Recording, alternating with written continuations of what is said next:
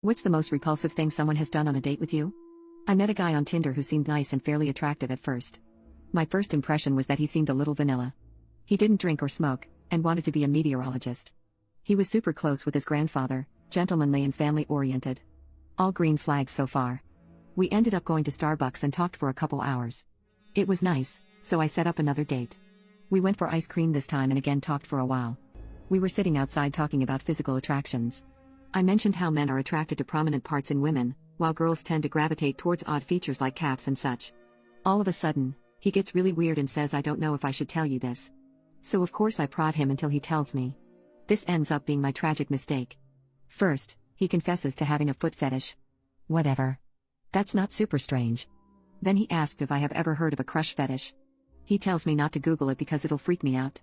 There are 2 levels of a crush fetish.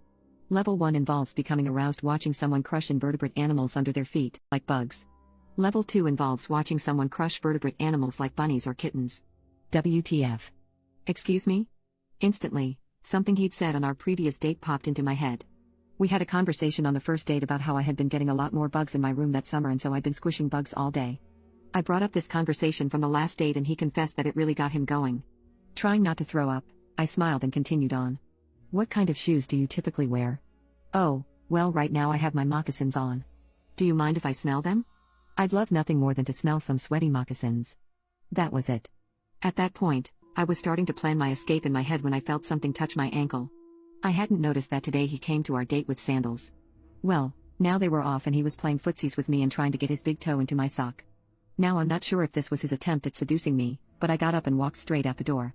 Over the next few months, he texted me 4 or 5 times asking me for my help and that he'd pay me to let him do stuff with my feet. I haven't blocked the number just in case I ever find myself in need of some quick cash.